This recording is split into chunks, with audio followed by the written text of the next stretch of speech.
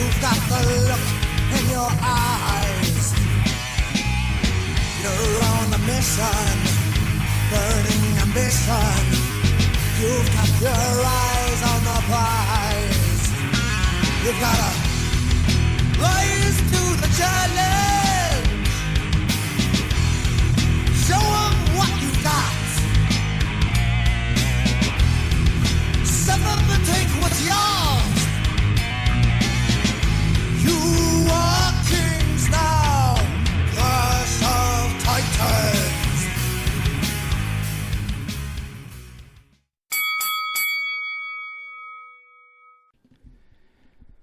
Hey everyone, Anthony with Tornado Tank Podcast. This is going to be our episode 2 interview, the separate interviews that we're doing for the channel. I hope you guys are really enjoying them. Episode 1 was the Dark Horse Johnny Moran. We're going to do a 2-part series. It's going to be a 2-part blue and gold. We're going to start first with Matt Turner. We're going to get into, talking wrestling, the history of. Before we get into any of that, if you want to support the podcast, all the links are below. But most importantly, show support to the Team Blue and Gold and Matt here. The links for all the pro wrestling merch will be there, so you can head over to prowrestlingtees.com and search the Team Blue and Gold, or just Team Blue and Gold, not the team, Team Blue and Gold, and grab your cool merch that's over there. They have really cool shirts. I personally own both of them, not in every color variant, but I do own both of them. They're awesome shirts. We'll get into more of the history of the t-shirt design later on, but definitely go support that. And also, I'm very, very happy that, he kind of became a team of Tornado Tag Podcast, a member of the squad here. He calls in and we talk pro wrestling. So it's kind of like getting to know one of our team members here. So it's a cool thing. So what's going on, Matt? Not much, my friend. How are we doing today? Beautiful day we're having out there on this wonderful Monday. Yeah. The weather's really starting to break. It seems like we're hitting summer. Unfortunately, we really can't take full advantage of it because of everything that's going on. But it is nice. It's nice to turn the heat off in the house and open some windows and let that nice breeze come in. Yeah, still crazy. How's everything with you guys? You and the family and everybody being safe? Yeah. We're doing our best, staying in the house for the most part, not really going out and doing much. I mean, I make beer runs still for the beer show. We went and did a bunch of beer runs. I know you're a big beer fan. We went up to we have a collaboration episode that we're doing Friday, and we grabbed some stuff from Evergreen, some stuff from Tattered Flag, the Pillaroo guys. Like, I guess it's a whole bunch of collaboration brewers going out right now. So we got like 6 or 7 collaboration beers that we're doing for an episode, so it was fun. Breaker we went to. Breaker. It's fun. It's a good run. Yeah. Once the world gets back to normal, we'll have to travel to either my buddy's brewery, Funktown Brewing. They have one in Emmaus and they have one in Elizabethtown. 100%.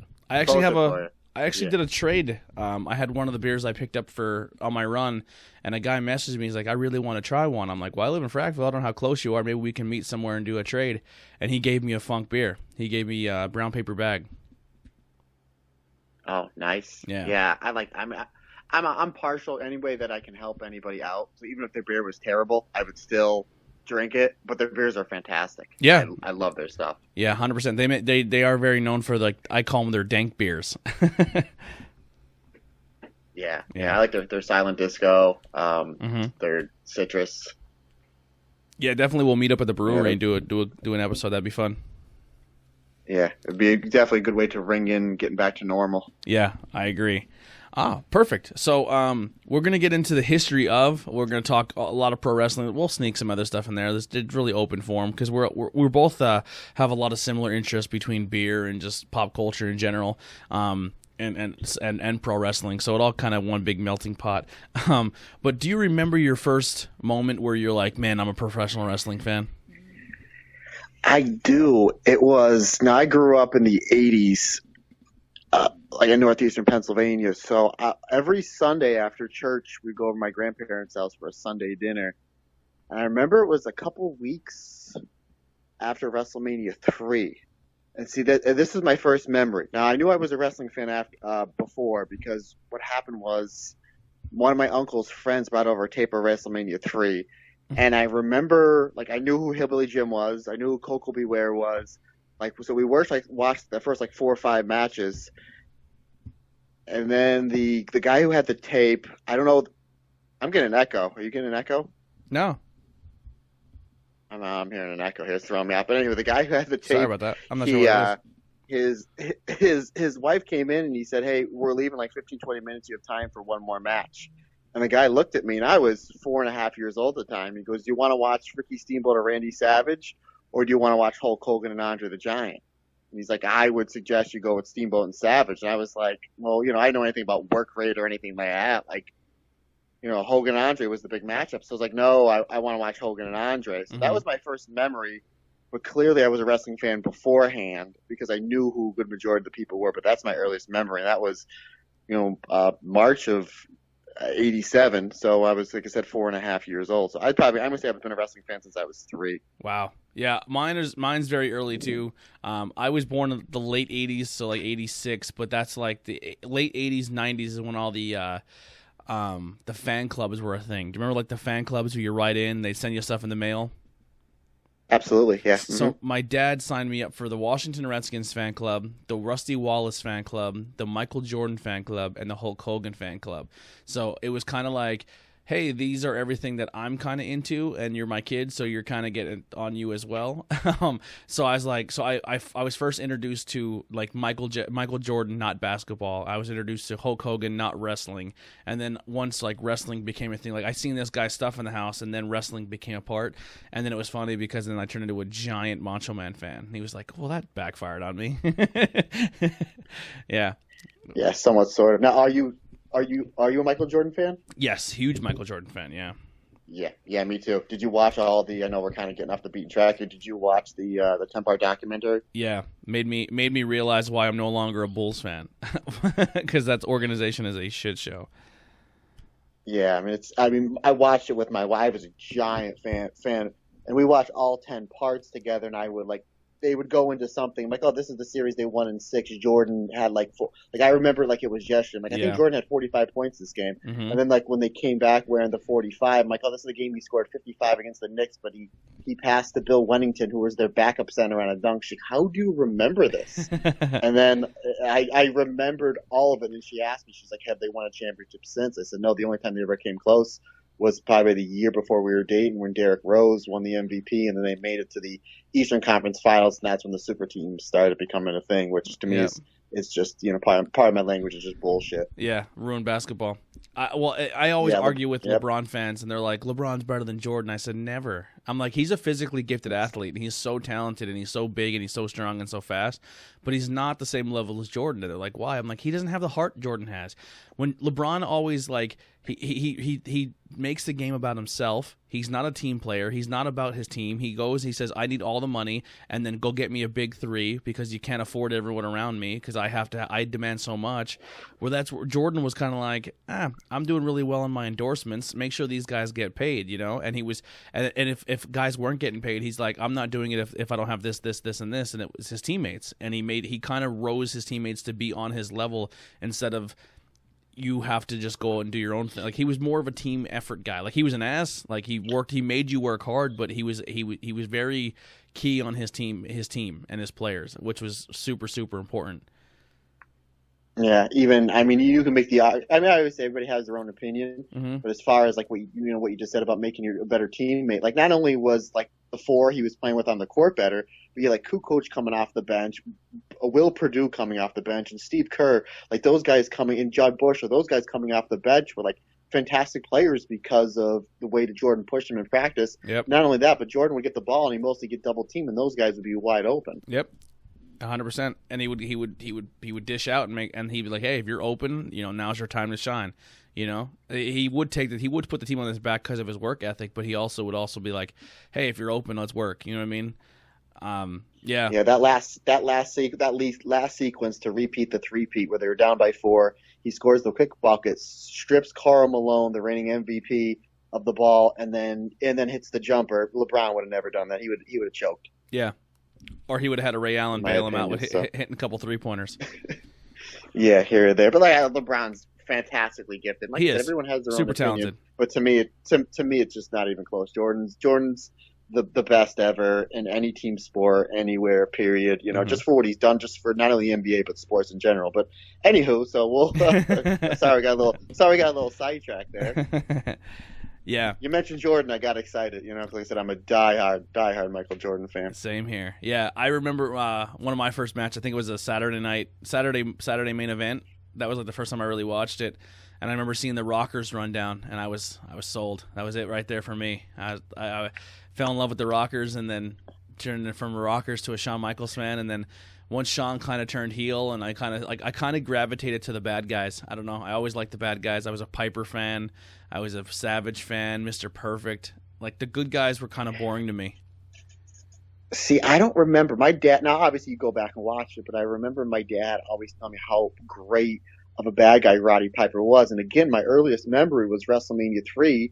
Piper turned babyface right after WrestleMania 2. Mm-hmm. So I never saw like the live stuff of Piper like being heel. Obviously, you go back on it, like wow. And I remember WWE.com like 5-6 years ago had a vote like who's the greatest villain of all time, and Piper won by like a landslide. Yeah. And I remember Piper when he used to have his podcast said, boy, I was voted the number one villain in the history of WWE. He goes, I always thought I was a pretty nice guy.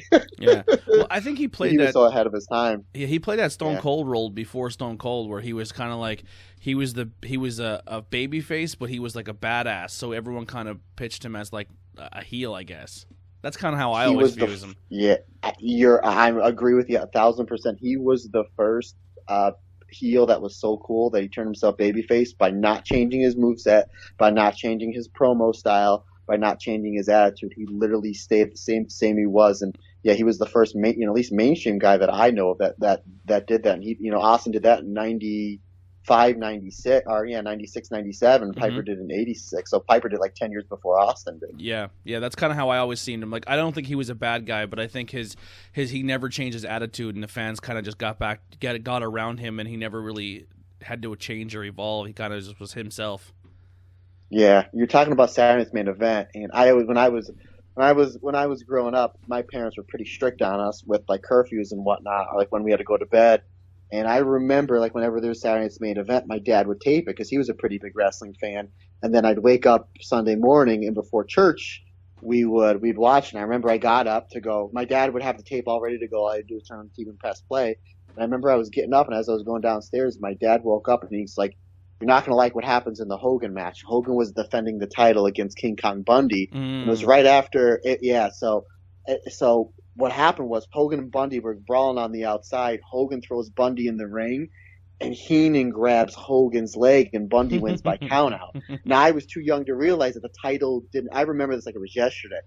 I was too young to realize that the title could only change hands on countout or submission. So I remember I shut the TV off, and I was crying. And on the way to church, my dad goes, "Well, did you see what happened?" I said, "Yeah, I saw." I said, he was where they're having a rematch. I said, "So Hogan's going to rematch for the title?" I said, "No."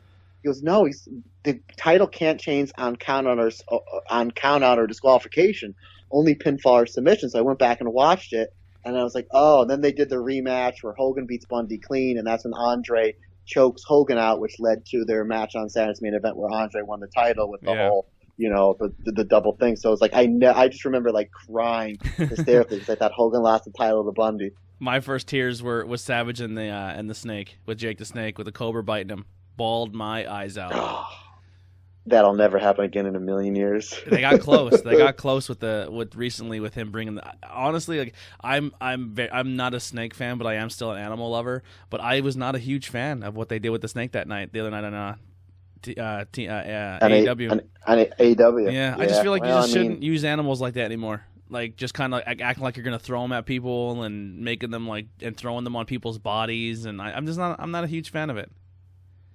I think that's kind of Jake's gimmick, and they brought that back. But you kind of, and I know we talk about this on when we do the shows on Thursday.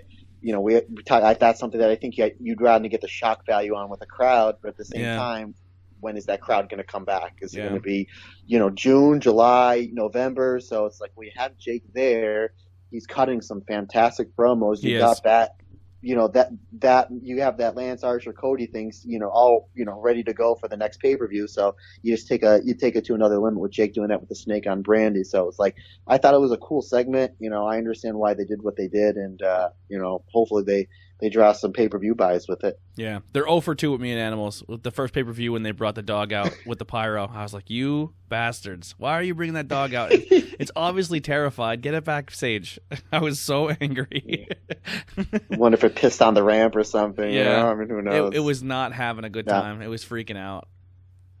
Yeah. But yeah, I was a giant Hulk Hogan fan, and then when the Warrior came, I remember at WrestleMania 6, it was like time to choose sides, and my lifelong best friend who lived 3 doors down, he's 2 years older than me, so whatever he liked, I liked. Like, he was an Oakland A's fan, so I was an Oakland A's fan. Yeah. So it was like he switched to the Warrior, so I'm like, all right, I'm going to pull for the Warrior. Yeah. And then I quickly went back to Hogan because I'm like, well, the Warrior's never here.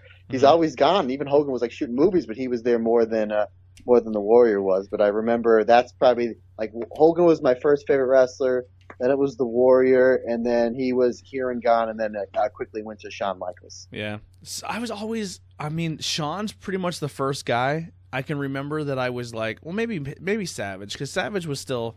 Savage was definitely, but I've always flocked to like a mid card guy, like the mid card people. Like I, for some reason, even as a kid, I just remember being like, if somebody was pushed in my face, I wasn't so much really willing to grab at it. I mean, I liked it, I didn't hate it, but I was more or less like, I always kind of seen the workhorse before I understood what the workhorse was. You know what I mean? Like when I would see guys that were like kind of fighting for the IC title, or the guys that were maybe not competing for titles, but they had really good storylines and really good feuds. I was kind of like, man, I really like that more. Like I kind of gravitated to that more than anything else. Like when they were like, well, here's Hogan, Hogan, and I was like, I'm not really into it. But then like kind of watching Shawn kind of climb was like the first guy I watched progress all the way to the championship picture, which was kind of like a really good payoff as a fan. Well, I remember now, of course, growing up, you didn't. Now I like the main thing I like in wrestling is the matches, what happens bell to bell. Yeah. So like back then, growing up, you didn't care what happened in the match. You just wanted your guy to win. Mm-hmm. And 95% of the good guys I pulled for, like the only, I know you were saying before about how you gravitated towards the heels, the bad guys. I think really the only heels that I liked was Mr. Perfect, Rick Rude, and Demolition, and the $1 Million Man. Other than that, I was always pretty much pulling for the baby faces up until I saw WrestleMania 10 and I watched Razor and Shawn. That was the first time I watched a match, and I was like, the quality of this match is so good. Like, you didn't care who won or lost. Yeah. Like, it was so good, and then it made me appreciate really good wrestling. And then I went back and I was able to rewatch Savage and Steamboat for WrestleMania 3 and get a bigger appreciation. And like Brett and Mr. Perfect from SummerSlam 91, and then Brett and Bulldog from SummerSlam 92. It's like you get a better appreciation. Even in the same show, you go back and watch the opener, Owen and Brett. Mm-hmm. And even to this day, people ask me all the time, what was the best match at WrestleMania 10? Was it Brett and Owen, or was it Shawn and Razor? And it's like, flip a coin. Yeah. Like, really flip a coin. I guess gun to my head, I would have to say Shawn and Razor because they changed the business. Yeah. Like, that's the match that, that would stick out. But yeah, that was the first match. And I remember after I watched it on tape, they did a rematch maybe about a month later on Monday Night Raw. They were hyping it up. This is when Raw was only an hour from the Manhattan Center. They said, next week we're going to have a match between Shawn and Razor, rematch from WrestleMania 10, but just going to be like a regular, just a regular match. And I remember thinking, wow, that match was so great. Like, I can't wait. Like, I don't even care who wins. I can't wait to see like this rematch. I think Razor won by disqualification because Diesel interfered or something like that. Mm-hmm. But I remember just being so excited because they would build up a match like, oh, I hope Mr. Perfect gets his revenge on Ric Flair, or or I hope Macho Man gets his revenge on Jake the Snake. We're like, I don't even care who wins this match because I know it's just going to be fantastic. Yeah. Yeah, Owen was another one I was a really big fan of. Another one you said, $1 Million Man, I gravitated towards. I like the idea. Like another guy that jumped off the page, obviously, was Taker. But like I like the idea of a supernatural because I was always into like ghosts and spooky movies and stuff like that. So he always kind of. But then like as I got older, I appreciated him, but there was always something like meh. Like I can do it if it wasn't there anymore, it didn't do it. It wouldn't make or break for me.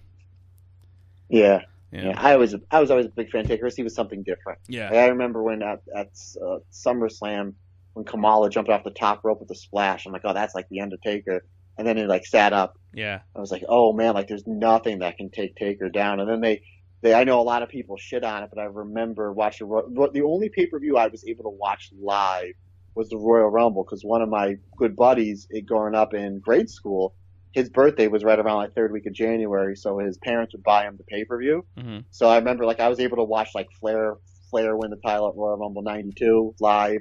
And then I remember Royal Rumble 93 with the Giant Gonzalez. Yeah. And I just remember it's just like he beat the crap out of Taker, and the way that Taker sold, and he couldn't sit up like the proper way.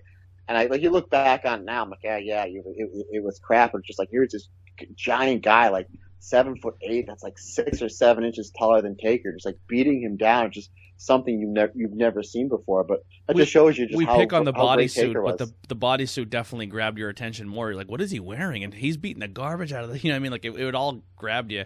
The first pay-per-view we paid for was, because we didn't have, I mean, buying pay-per-views is not a thing in our household. But my dad and my parents bought me the ladder match, the pay-per-view, that one, and I remember watching it. And that's when you bought the pay-per-view, and you can kind of like rewatch it for like 48 hours. Remember, like it was like on a repeat over and over and over. I just remember watching that pay-per-view like 6 times. Like it just stayed on the TV. And then we were a really big tape trader, like not tape traders, but like we had a friend who would buy all of them. He would record it, and then we get to borrow it a couple weeks later and get to watch it. Like, so that's how we watched a lot of pay-per-views. And the second pay-per-view I remember watching live was when Sean won the Rumble. That was was that the same 95. night? Was that the same casket match night too? Wasn't it when Yokozuna and Taker were in the casket match? That was 94. Royal Rumble 94 was Taker, Yoko, and that was one where Brett and Luger tied. That's right. Yeah, we seen that Royal Rumble, and then we seen the back-to-back Rumbles. I remember watching live because I remember my friend was terrified of Undertaker and he ran away. And then when Sean won, I was the only one in the house who was cheering that Sean won. And then I got to see Sean win the belt live in the Iron Man match. And I remember being a kid like flipping out, and everyone was so mad at me. They're like, "Why are you rooting for him? He's a jerk." I'm like, "I don't know. I like him." Well, I remember, because that's back then when there was they just introduced King of the Ring, so now you're on 5 pay-per-views. You have Rumble, Mania, King of the Ring, SummerSlam, and Survivor Series. I love King of the Ring too. I wish they'd bring that back, but they did. But I wish it was like a pay-per-view again. The correct format. But with us, our pay-per-view channel was channel 99, and you'd have to buy. If you want to buy the pay-per-views, you had to have a certain box, and then it would cost you like $30. My parents lived pretty much paycheck to paycheck. You know, they did the best they could, and they did a great job raising 3 kids. Yep. But so you'd put it on channel 99, and sometimes you would get the first like 5 or 10 minutes for free, and then sometimes you had a 50-50 shot, so it would go like to scramble, but you would get the complete audio. So sometimes I would just sit there and listen. I remember Royal Rumble 95. You know, Shawn was number 1 and Bulldog was number 2. And I remember thinking, like, who's going to win this? Like, you know, you're pretty sure Diesel's going to Mania, and you're trying to figure out, like, who's possibly going to win this? And then it comes down to, like, Shawn and Bulldog, and you're hearing the audio. And if you remember how it ended with Bulldog closing Shawn over the top rope, hit. and then Shawn. So now I'm not seeing this. I'm only hearing it. So the Bulldog wins, and I remember sitting there with my dad. Just came walking in. He's like, "Let me know when the Final Four, who's in the Final Four." So I told him. He comes in from the other room, and he's just like, "The Bulldog is going to main event WrestleMania?" He's like, "That's just kind of weird." And then it's like, then you hear Vince McMahon saying, "No, Shawn Michaels wasn't eliminated." It was just, I'm like, I'm super confused because again, I didn't see any, but I just heard it. So it was real confusing. I'm like, that makes sense. And then if you go back and watch WrestleMania 11, like hands down Kevin Nash's best match, and it's just like Shawn basically just kind of just works himself. Yeah, he really just showed he was the best guy in the business on that match. Even the match with Sid, he worked that one really well too. Yeah. Like, I mean, Sid didn't really have much to offer, but he sold. Yeah, but it wasn't short. It was shortly after that me and my brother got a paper out just for the sole purpose, because I remember to buy the box was like $50, and the pay-per-views were I think like 20 or 30. So we both of us had paper routes. So then we pitched in to buy the box, and then we would just split the cost of the pay-per-view whenever the bill would come in. So then the first pay-per-view we ever got was King of the Ring 95. Which is one of the worst pay-per-views ever. I'm like, oh man, this is terrible. But it all led up to, of course, the first WrestleMania we ever got was Shawn and Brett, from WrestleMania 12, which is probably still my all-time favorite wrestling match. Yeah. Well, the whole pay-per-view was good. Yeah, Shawn and our Diesel and Taker was good. Piper and Goldust was fantastic. Yeah, I mean, you kind of had it. That's when I fell in love with Goldust. Yeah, he takes that. I mean, I remember being on when Dustin Rhodes would do indie shots in between his WWF dates. He would tell us about like how he told Piper, he's like, "Hey, bust me open hard way," and he hits him, and he said, "I guess Piper hit him so hard he like broke his hand or fractured his wrist or Yeah. something like that." Because he's just like he knew that like because they wanted to get he was saying something. I was probably working shows about 2 years at this point. He was saying something that they wanted to get Juice. And Vince is like, no, you can't do it. You can't do it. And Piper's like, I'll just do it hard way. He's like, this will just put all the heat on me. Like, he's like, I'm a part timer and I'm a legend. What's Vince going to possibly do to me? Yeah. So just like, yeah, it was hard way. It was an accident. And Vince was like, well, even the car window cut him up real bad, didn't it? He cut his arm real bad I in the think car. so. Yeah. When the glass shattered. Yeah, that match was something. But yeah, WrestleMania 12 was the first Mania I got, and it was just that's to me that again that you're talking about opinions. To me, obviously WrestleMania is the biggest wrestling show of the year for any company, hands down. And to me, WrestleMania 12 is the only WrestleMania. Now it's 1996. It's the only WrestleMania where the two legit best wrestlers in the world are in the main event. Yeah. Now, granted, in '96 you can make a case for Misawa, Kawada, Kobashi, Liger, maybe even Benoit.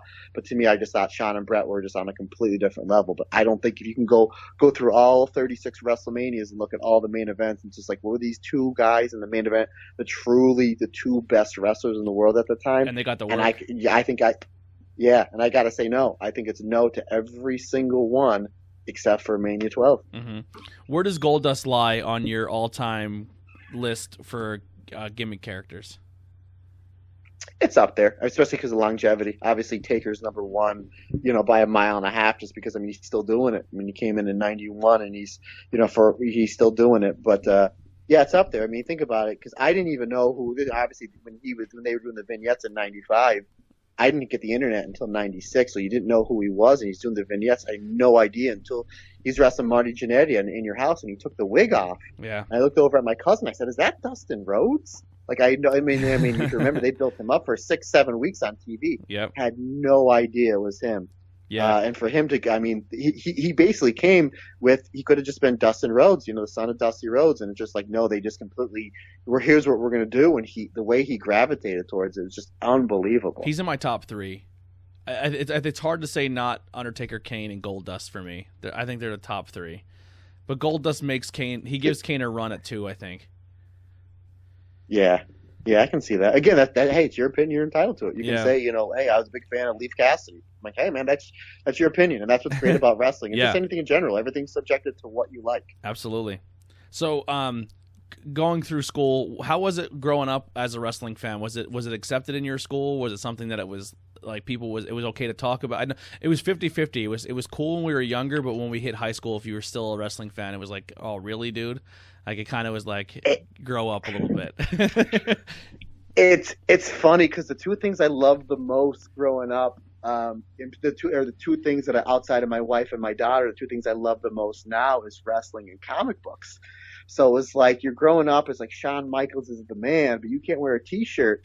1996 would put me in 9th grade. So you can't wear a T-shirt of Shawn Michaels with earrings in the hallway without getting your balls busted. Yep. So fast now, So it's like I just stuck to my guns because that's what I like. So you fast forward 2 years later, and it's Stone Cold Steve Austin, it's The Rock, it's the Attitude Era. So you had all these jocks and all the cool kids. And I was the type I hung out with the stoners, even though I never done drugs. I hung out with the football players because I played football for a little bit. I hung out with I was the type of person that hung out with everybody. The nerds, the geeks, the dweebs. I hung out with everybody.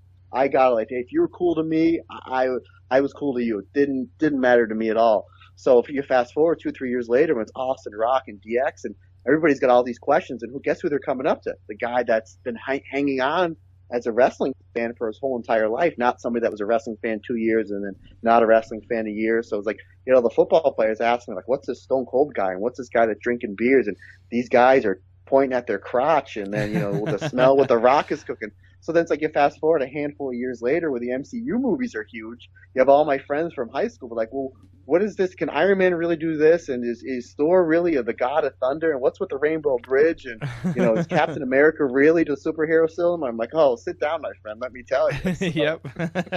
Yeah, it was the Attitude Era was middle school for me, and then when I hit high school and the Attitude Era ended, I kind of ended with the Attitude Era, I guess you could say. Like the Ruthless Aggression era, I took a huge break, and then I graduated in '05. But I just remember the Attitude Era ended. Ruthless Aggression Era is just about to come in, and I go over a friend's house, and I go over my cousin's house, and they're like, "We're getting a pay-per-view tonight." I'm like, "There's no wrestling on tonight." And they're like, "No, it's a fight." And I was like, "Oh man, I kind of boxing. I liked boxing, but it kind of bored me. I'm not gonna lie. Just like 15. It's like a 15-round fight, and I just like they don't push the pace. It's kind of like a lot of just clinching. Like it wasn't for me. But then we were watching the pay-per-view, and I'm watching it, and I'm like, wait a second, that's Ken Shamrock. And they're like, yeah, he's fighting this guy named Tito Ortiz. And I was like, dude, he's from wrestling. And then they're like, no, he was like a legend before wrestling. And I was like, really? And then I just absolutely fell in love with mixed martial arts, and that was the first, and then that was when I kind of like, oh, this is real. And I kind of bought into everything that was kind of told to me my whole life, that wrestling's not real and you shouldn't like it. And I kind of took a huge break for a while there, and I became a huge mixed martial arts guy. Well, Ken Shamrock was a pro wrestler under the name Wayne Shamrock before he got into mixed martial arts. Oh, really? I wasn't aware of that. Yeah, I mean, you're talking like early '90s independents, which they were like few and far between. Yeah. And I think when I rekindled back in wrestling was everyone was like, yo, you got to start watching again. I had some friends, I'm like, well, why should I watch again? And they're like, there's these two guys, I'm telling you, they're changing the wrestling business, and if you like that old school stuff, you're going to love them. And I said, well, who? And they said CM Punk and Daniel Bryan. And I was like, all right, cool. So I watched Royal Rumble, and it was both their last Royal Rumbles. They were gone shortly after. So then I was like, well, yeah. I got to relearn everybody again because everyone's gone. And like, I didn't even know Sean came back for another run. I missed that whole second run with Sean and DX, and I was like, man, I missed everything. So I'm slowly playing catch up when it comes to old wrestling stuff for that gap from like 2004 to like 2010 or something. I don't even know. Not even. It's a shame that Punk and Bryan never main evented a WrestleMania together. I mean, it was they could have done it probably 2 or 3 years, and they never pulled the trigger on it, and they would have had a Mania main event that would have been one of the top ones ever. It's an absolute sin that they didn't see what everybody else saw at the time. Yeah. Now, in high school, did you mat wrestle at all, or were you just kind of high school football player? You said football and baseball. No, they only had 4 sports when I was in high school. It was because I went to a very small school. So we had football, basketball, baseball, and track. That was it. And I remember my dad, oh God, I was probably 11 or 12 years old. I remember we were sitting there at a friendlies, and my dad goes, how would you like to, go out for the school wrestling team? And I was like, yeah, absolutely. And then he's like, okay. He's like, well, I'll call, because my dad was a football coach for years, and he used to help people out for Little League Baseball. And he's like, oh, he goes, he's like, all right. He's like, I'll call so-and-so from Pittston area, which was like 10 miles away. Tell him you're coming out for the wrestling school. So then we get in the car, and he looks at me and he goes, I didn't fully explain this. He goes, you realize this is a Macho Man Randy Savage jumping off the top rope, right? I said, what are you talking about? He goes, you're going to get on mats. He was trying to explain to me. I said, I don't know if I'll be into that. And then it was like a day or two later, we're watching something on the news where they showed like the amateur wrestling, like whoever was going for states or something like that. He goes, it's going to be like this. I'm like, yeah, there's no ropes. There's no off the top rope. I'm like, no, I'm not interested at that at all. Yeah. And that was the end of, me. And I look back on it, and me being just a huge fan of mixed martial arts and like conditioning and stuff like that.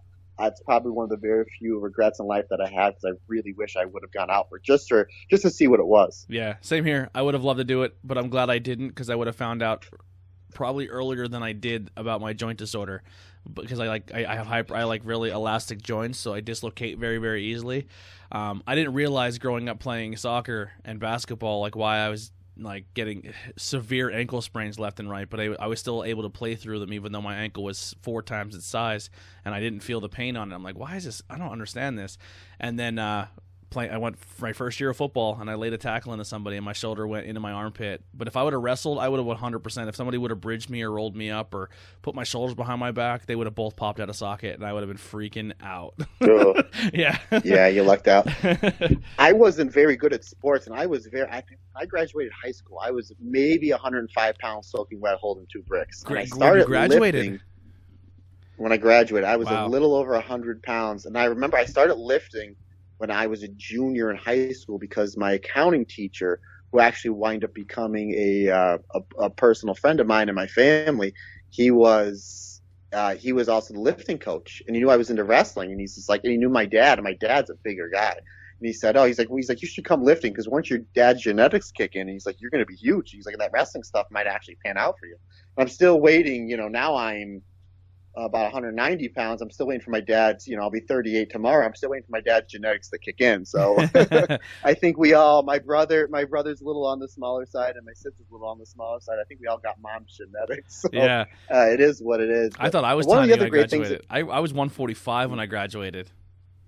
And I was scrawny. Yeah, I wasn't, and I wasn't big at all. And then I remember getting into college, like I was trying I was drinking as much protein as possible. I was taking creatine. You're thinking late 90s, early 2000s. So this is before, all the BCAA stuff and everything was out. So I was trying everything to gain size, and I just couldn't do it. I couldn't do it. I shot from 145 to 185 in like a summer, like 2 years. And all I did for 2 years is I ate peanut butter sandwiches. Because I wasn't like, that was like peanut butter and chicken are the only thing I ate, but I had a lot of peanut butter and bread. And I just went crazy with protein and protein shakes and peanut butter sandwiches. All I did for a year, and I got in decent shape at like 180, and then that was it. I hurt myself and got fat. I remember getting into like once I graduated. I actually graduated from 2 different wrestling schools, but I remember I couldn't get over 155. I always remember that I couldn't get over 155. And then I finally, like I said, I ballooned up to about 190, like right after I got married. Everyone's like, like people I haven't seen in wrestling a couple of years, like, what happened? I'm like, I married a really pretty Italian girl. It's a fantastic cook. Yeah. What was your first wrestling school that you went to, and how did you find out about it, and how did you get involved in it? I went to, I started wrestling in the backyards in like the late 90s, early 2000s. It was really popular. And then, like, we were wrestling like my backyard, my cousin's backyard. And then what happened was we found these guys that lived about 20 minutes away that they were wrestling in backyards. They were wrestling in front of like 200 people. And they had a makeshift ring and everything up. So that's why we went with them. And then they knew club owners in Wilkes-Barre. So we started wrestling. We would put our ring in the club in the clubs, and we would be so we'd be wrestling in Wilkes-Barre. WXW, the Samoans, they had a school not too far away from there. They'd be drawing like 40, 50 people, and we'd be drawing like 250, 300, and we weren't trained or anything. Mm-hmm. So I think what happened was I think a couple of the students, a couple of the wrestlers there, and this is 20 years ago. So I think what happened was they found out that we were outdrawing them 6-1. So I think they called the state because obviously we didn't have a doctor. Yeah. None of us were trained or anything. So, and that's actually how I got my name, Matt Turner, is because this was 2000, 2001, so it's like the waning days of WCW. So they said my gimmick was I was Ted Turner's long lost nephew. I was gonna get into that, but I'm glad you brought. That's the gimmick. You're Ted Turner's long lost nephew. I like it. I was Ted Turner's long lost nephew, and we were gonna. They had all these storylines and everything. We were doing one show a month. I'm like, in 6 months we'll do this, and we'll have this guy dressed as Ted Turner. I'm like, I love it. Anything to get my foot in the door. Yeah. And then that closed down, and then there was a wrestling school that opened up in Music, like 10 minutes away. No, not even 10 minutes, 5 minutes away from where I lived. So I went and talked to the guy, and I said, I kind of just try to work the guy a little bit. Like, I'm kind of wrestling. He's like, well, who trained you? I'm like, I'm kind of self-taught. He's like, well, show me what you know. He's like, a little bit. He goes, you need a little polishing up. He's like, I tell you what. He's like, give me $100 a month for a year. And he's like, and we'll call it even. So it's like, all right, so that's, most wrestling schools at that time were charging $3,500 and wanted like $2,000 up front. So I'm like, that's not bad. I can swing that. So, so I told him, I said, well, here's what we were doing. My gimmick is if you want to change it, you can, if you want to keep it, you can keep it. I'm like, I've been wrestling on this underground independent for a year and a half. And I thought in my mind at that time, 20 years old, I thought I had a name to myself. So I'm like, I'm not going to change it. But the guy's name was Johnny Glitter. He's a really, really nice guy. He was like a manager for WWF when they would come to like Allentown, Harrisburg, like Scranton. Like he would manage like the Bushwhackers, Doink, Earthquake, like stuff like that. So it's just like he knew a little bit. So like he would teach me like how to lock up and kind of how to do promos and how to use facial expressions. But like that was like about it.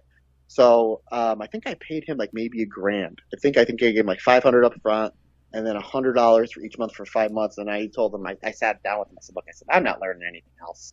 I said, all you're really showing me is how to lock up, and I and that's about it. Like I'm not learning any moves. I'm not learning anything else. I said, can we just? I know I owe you $300 more. You just give me $100 and we'll call it even. Like he clearly could have said no, pay up, blah blah blah. Yeah. But he's a really nice guy. But it's just like now this was the time where it's like I was really big into ECW, and ECW just folded because ECW was the faster style. I was watching a lot of stuff from Japan, especially the All Japan stuff with Misawa, Kawada, Kabashi, Taue, Furnace and LaFon, and then New Japan you had Hase and Liger and Hashimoto. And then, so it's like, man, that's what I want to do. I want to learn that fast pace, like kind of like Sean and Brett were doing, and Kurt Hennig. Like they were the only guys that I saw that were doing that pace. And that's when Ring of Honor just started. They're probably in like their third or fourth show. And I just remember the internet was a buzz. Like this is the next ECW, and by ECW we mean like the next style. So I was wrestling maybe about 5 or 6 months, and a couple buddies of mine said, let's go to Philly and let's watch this Ring of Honor. And it was their crowning a champion show where it was their tournament, and the winners of each bracket were going to wrestle each other the next month in a 4-way Iron Man match. So the first match was Biohazard and the American Dragon, Bryan Danielson, better known as Daniel Bryan. And I mean, the match only went about 6 minutes. I'm like, wow, this Bryan Danielson guy is absolutely fantastic. Like, so I mean, they had everything. And all the guys were my size. They were all like under 6 feet, under 200 pounds, like, they use your Spanky. And I was blown away by Low Key and Amazing Red and Christopher Daniels. And I'm like, this is where I need to be. So every month we would go to the shows, and about 6-7 months in, I knew this is like, I want to learn this style. Where do I learn it? So I was like, okay, Allentown is about an hour away from where I'm living. And I was going to train at Chikara, where Mike Quackenbush was the head trainer. Reckless Youth just retired, and they were going to bring in Chris Hero. I was a huge fan of Chris Hero. And I had set in my mind, like, okay, let me train, do maybe 5-6 months more worth of shows, and then I'll contact them, and I'll start back from the ground floor. Well, then I went to a Ring of Honor show about a month later, and I found out that they were doing a wrestling school, and CM Punk was going to be the head trainer. I'm like, this is where I need to be. So you were real close to going to Chikara, and then switched and very close. Yeah, you would have met Andy a lot sooner. I was I was very close to going to Chikara. So I was like, no, I said, this is, because this is where I want to be. I want to end up in Ring of Honor. That was my dream. I realized I wasn't getting dad's genetics. I wasn't going to be 6'6", 280. Like this is, I wasn't going to, at that time, now you're thinking early 2000s. So it's like, you had Batista and Cena and JBL. There's very, very few smaller guys that were even getting a look at. Yeah. So like, this is where I want to go. If I can wrestle one match in Ring of Honor, I will be happy. Like that was my dream. Like this is the pipeline right here. So I emailed, who was in charge at the time? It was Doug, who's now passed away. I emailed him a couple times, and he finally got back to me, and he said, here's the tryout date, bring $50 with you, and that's that. And I think I had like 2 or 3 weeks time. And I was like, I was in pretty decent shape, but I was like, now I'm really going to bust my ass. So I went to training at the wrestling place, that was like 10 minutes away from my house, 3 or 4 times a week. I was at the gym once or twice a day. Like in my mind, like if CM Punk took a gun and shot me in the head, I wasn't going to sell it. I wasn't going to fall down. There was nothing that they can possibly do at this Ring of Honor tryout that wasn't going to get CM Punk not to pick me. And I just remember I went there so balls out, in shape, and so laser focused, and I blew it out of the water. So then CM. So when you said there, how many people were chosen in that class? Let's see. There was me, Hagedorn, Davey Andrews, Jesse Starsmore, Franco. So I think there were 6. I think it was 50 people that tried out. But I remember this was in the old RF Video warehouse. So what they did is we were running laps. So we would just run laps, and Punk was very hands-on trainer. So even like everything that he taught us, he did himself. Mm-hmm. So even at the tryout, he was doing it with us. So we were doing laps, and I lapped Punk, I want to say 4 or 5 times.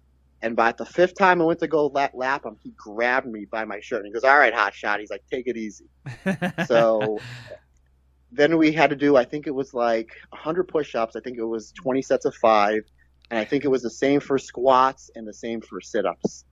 And I remember he looked at me and he's like, "Hey, hot shot." He's like, "How you feel?" I was like, "I feel great." And he's like, "All right." He's like, "I think you'll be hearing from me." I said, "Okay." Because he even asked me, he goes, "What's your name?" So I told him what my real name was. He goes, "Who's your favorite wrestler?" I said, "Right now?" He said, "Yeah." He goes, "Right." I said, "You want me to be honest with you?" He's like, "Yeah, be honest with me." I said, "It's Kurt Angle and Chris Jericho." And he's like, "Mine's Eddie Guerrero." And then I found out because, and then obviously Punk had the mini feud with Eddie Guerrero in IWA Mid-South. Yeah. So he's like, "Oh, those are good choices." And he's like, "Yeah, I think you'll be hearing from me." So I think it's like a day or two later, he emailed me and he said, "Hey, man," he's like, "We'd love to have you. What if you would have Here's said what him? the rate is." Who's your favorite? You? Yeah, that's what I said. I said, "You want me?" Everybody was like kissing his ass, like, "You're my favorite. You're my favorite. You're my." I asked him, like, "You want me to be honest?" He's like, "Yeah, be honest with me." And that's why I said Kurt Angle and Chris Jericho. Yeah. But here's just a cool one of the many cool stories about Punk is just like he emailed me, said, "I want you here, first class." So I was just finishing up college, and once I finished, I was going to move to Philadelphia to be there. Well, I was probably training there about 2 months, and my girlfriend at the time got pregnant. So I was like, "I can't move. I need to stay here," because my job was paying me real well. I'm like, "I need to stay here." So I was like, "I'll just drive 1 or 2 times a week, to come up there." So every Monday and pretty much every Wednesday, if he wasn't doing the Impact pay-per-views or the TNA pay-per-views, I would drive 2 hours one way to go to training. And I forget how much it cost to get to do the training. And I put down the deposit. And about 4 months later, one of the office guys, I forget who it was, pulled me aside and was like, "You only put down your deposit. You lost this much." And I'm like, "I don't have the money to pay for it." And I remember told Punk, I said, I'm probably going to have to drop out. I don't have the money to pay for it. And he's like, "Don't worry about it." He's like, "Get a credit card, figure something out." And he's like, "I want you here." He's like, come back next week." He's like, "I want you here. Don't worry about the money." Eventually, I maxed out like 2 credit cards to pay for the wrestling school. And he was just super cool about it because the 2 of the guys in the office was like, "Well, he's behind on payment. You need to drop him from the class." And Punk was like, "Absolutely not. Like, it's not about the money. Like, I want quality students out of here." Wow. How did you become friendly with him after the classes is over? Here or there. I mean, Punk, there's sometimes that you would go to the shows. Obviously, we had to do the young boy stuff, the ring crew, clean up, setup. There's sometimes he would get there early and he would talk to us, and then there's sometimes that he would get there just as the show starts and he wouldn't say a word to you. Yeah. So you never I never had a bad, he never yelled at me, never had a crossword with him. Yeah. But you just never knew what mood he was going to be in and what Punk you were going to get. But you can always, if you had a question about something, you can always go up to him. Like, "Hey, what do you think about my match?" Or, "I'm thinking about doing this," or "What about this?" or "What about that?" And he always would make time for you. But not only him, but everybody in that Ring of Honor locker room. Samoa Joe was always there because him and Punk were best friends, so he was always there to help us. A lot of times, he did a lot of the training with us. Mm-hmm. So it's like Punk was my head trainer, but we learned so much from Joe, like so much from Joe. So Joe had a lot of hand in training with us. So Joe would always there to help us. Roderick Strong and Matt Sydal were always the first 2 people. As soon as we would break the curtain from doing like the dark matches, they were the first 2 to grab us. Let's see who else. Roderick Strong is so underrated, man. He's so good. Yeah, he was always great to us. I mean, everybody there was great because I was doing Shakara on a regular basis. So Claudio, Cesaro, and Hero, they were always there to give feedback. Those guys were great. But I mean, everybody in the locker room, there was nobody that you could. Nigel was always there to give us feedback constantly. I remember him when he was the pure champion. He was telling Gabe, who was the booker, he's like, "Let me drop this title and let me just work with the students on the dark matches." He's like, "This would be great." He's like, "I'd love to work with you guys and bring you guys up and teach you guys a couple of things. And here's us, we're wet behind the ears. Like, this is great. We're all going to be working with Nigel McGuinness soon." And then obviously that Gabe was like, "No, I need you. I need you feuding with Samoa Joe." Yeah. So what was the like? So you said you got to leave your dream. You got to wrestle on some ROH shows. Did you ever break out of a dark match and get anything on a main show or pay per view? The main show, yeah, a handful of times. We did something where we did. They had the Raver group, Special K. We had their last match before they broke up. I did a couple tag matches. There was one against Dunn and Marcos. Yeah, there was a handful of ones. I mean, Nice. we did pretty much a ton of dark matches, but it's cool because like you're on the same card with Liger. You're in the same locker room with like Bobby Heenan and Jim Cornette. You're on. You're changing and like you turn around like 5 feet away from you, and the chair next to you is Ricky the Dragon Steamboat, who's my all-time favorite wrestler. Did you get So did it's you just get like talk really to him cool. at all? Yeah, well, yeah, we actually did. I remember we were probably training with Punk about 6 months, and I saw something come up online that Ricky Steamboat was doing a weekend camp in New Jersey.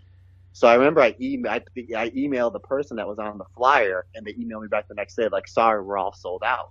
Well, the next week we go to training, and Punk goes, "Hey, is anybody free this date for this weekend?"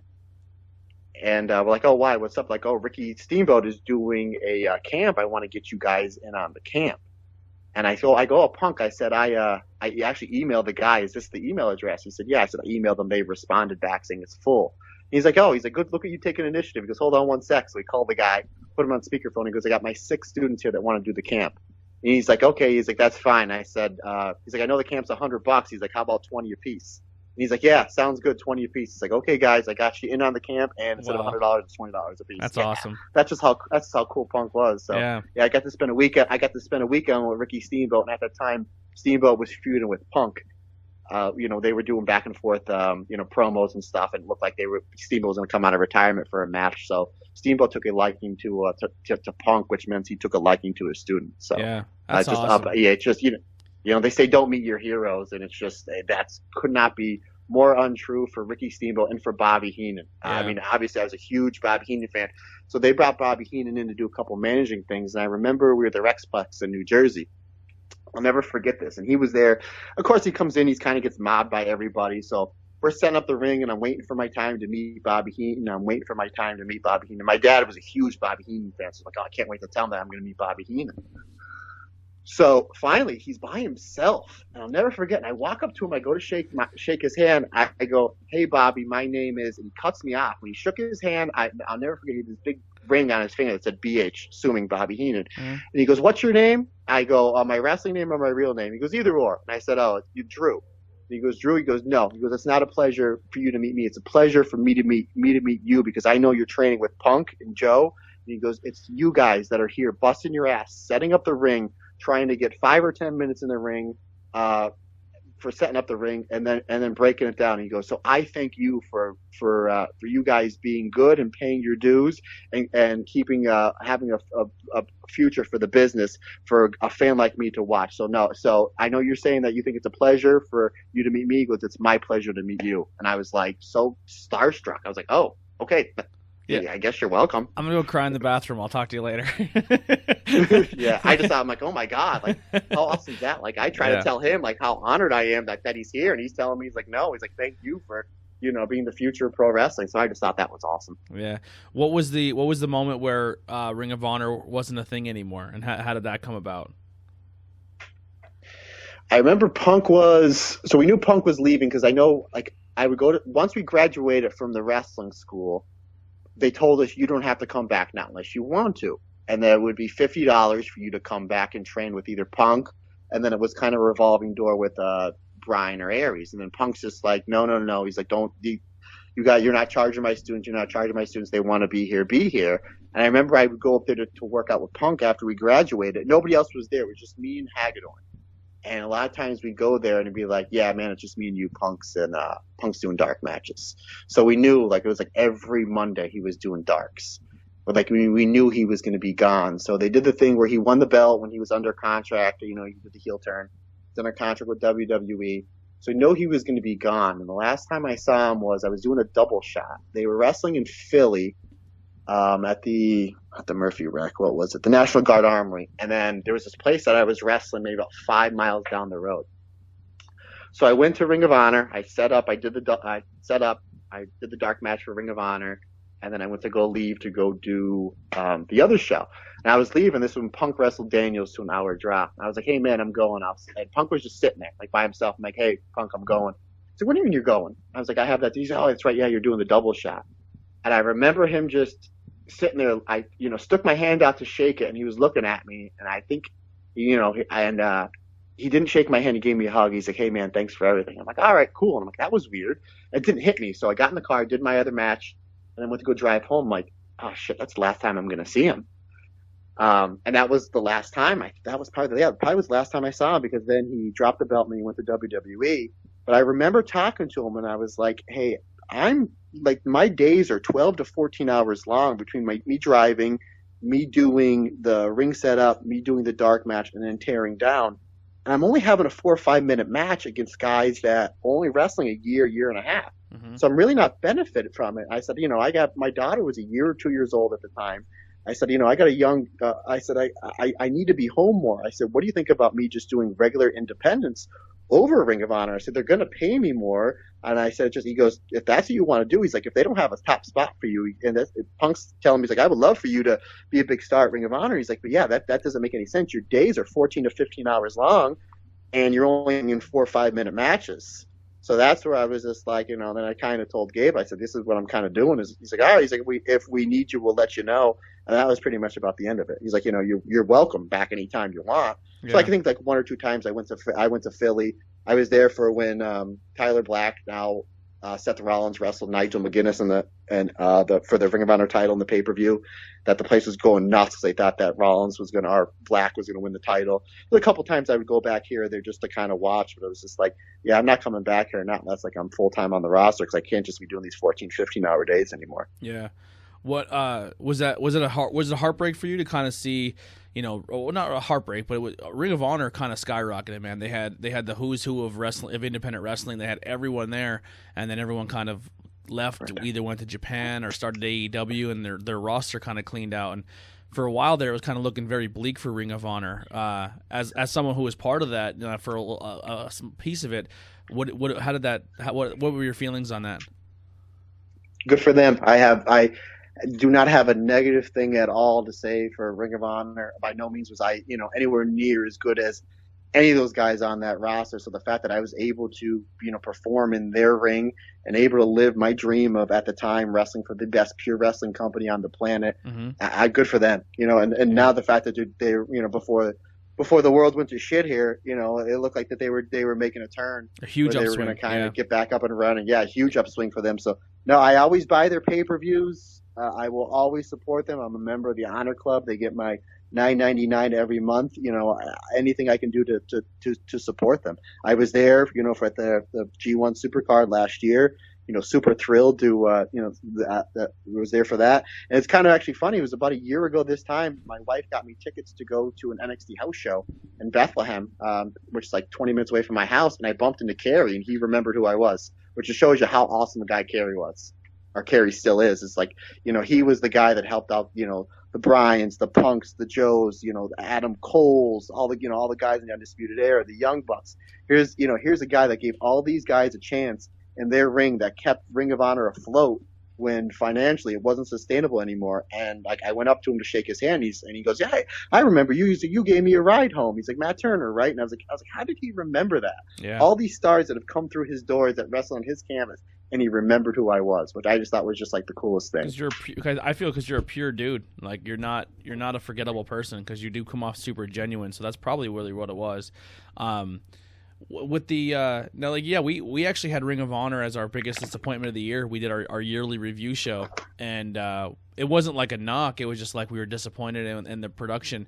And then right as soon as before everything went crazy and Marty Scurll's staying, and then they kind of like have a resurgence of all these talent, and they look like they're going to be working with New Japan and possibly even AEW now that it's kind of, the talks are there. You might see some cross promotion. It's just like, man, they can easily bounce back. And it's at the point now where like there's a lot of guys in WWE whose contracts are starting to come up, and we're all sitting there speculating on like, do they stay or not, because they kind of left the Ring of Honors and the New Japans and that core group of people, and they went to NXT, AEW, and kind of became big things. But now it's just like, do they leave and go do other stuff? It's like a really weird thing. Wrestling's going to be interesting the next couple of years. It's a great time to be a fan of the business.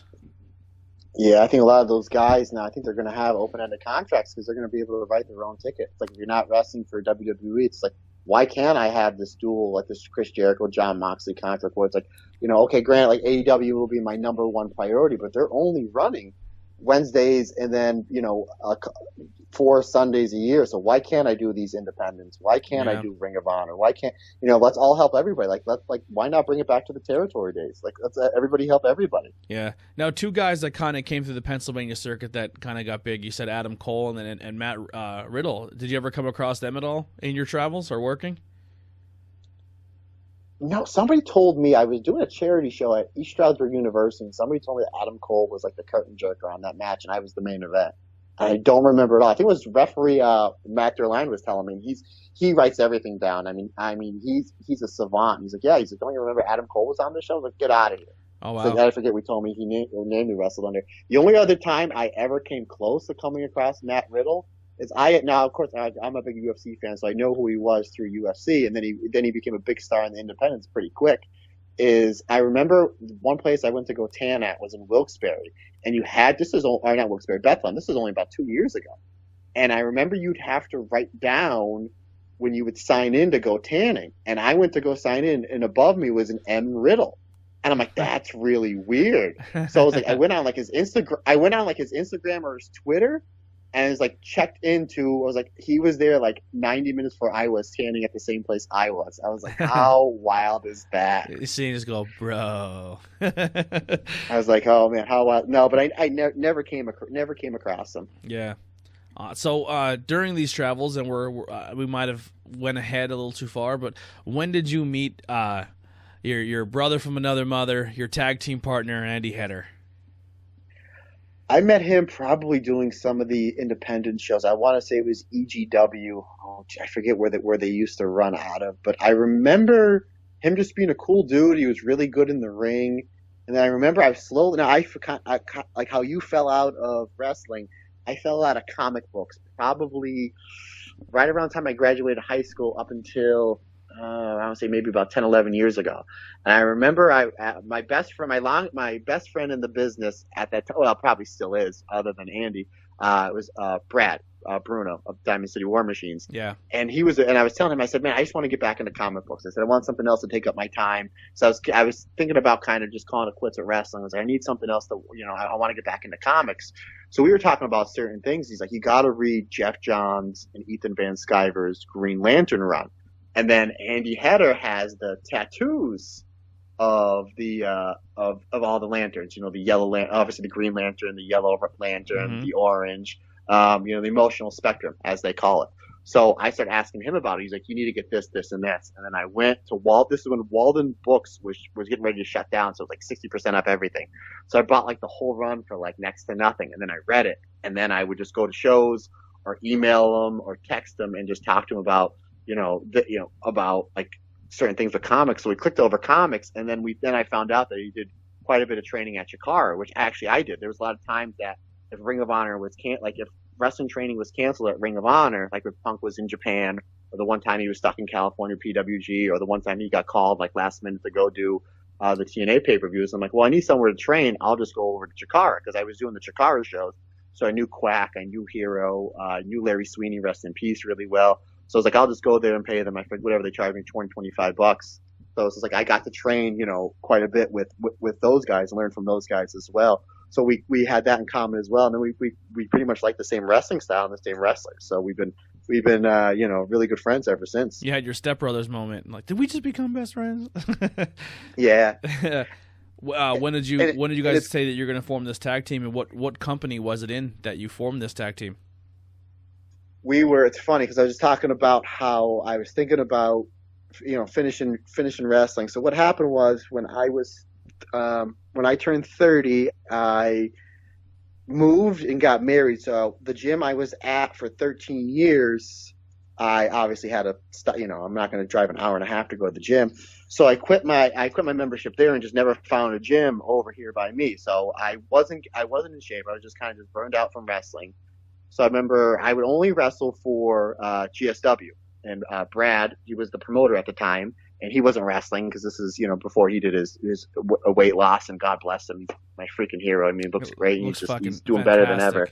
Yeah. I'm so proud of him. What a cool environment that GSW was as well. I mean, that's the first time I got to actually meet you. We've talked and stuff, but that was the first time I got to meet you. And then Brad called into the show because through Andy, and I got to talk to him, and I was like, man, this is such a cool dude. And then actually get to meet him, and then go to that show, and that show was just such an odd. Like, I can see why. Andy talks so highly of GSW, and then and just hearing so much about that promotion, because that environment at that True Mill show was just so much fun. Yeah, and hopefully, and that was a shoot when I called John in the ring. I'm like, hey man, bring this shit back, bring it back. Yeah, 100%. But so what happened so Brad was like, hey man, they were running shows in Music. I grew up 5-10 minutes away in Old Forge.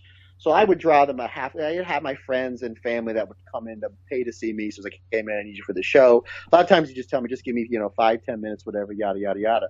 So I told him, I said, look, I need time off. And me thinking time off was going to be, I'm just going to wind it down. I'm out of shape. My body hurts. I don't like traveling anymore. I'm working 6 days a week. My one day I have off is a Saturday. And now I got to drive down to wrestle.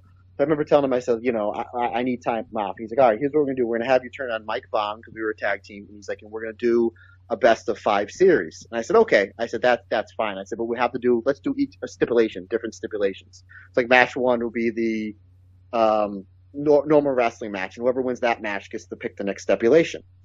So, of course, wrestling being wrestling, I was like, okay, I'll be out 5, because they were doing shows every 3 to 4 weeks. I'm like, all right. So they want a best of 5, so 5-6 months I'll be done. I think it turned into 14 months because they had to cancel. They had to cancel a show because of snow, and then they had like their Turkey Bowl, which is a Survivor Series, and then the one time he got sick, and the one time I had a wedding. So what had happened was we were going to do a Dream Partner tag match. So he announces his mystery tag partner was going to be AJ Evers, and I was like, well, the stipulation is you can pick any wrestler in the world.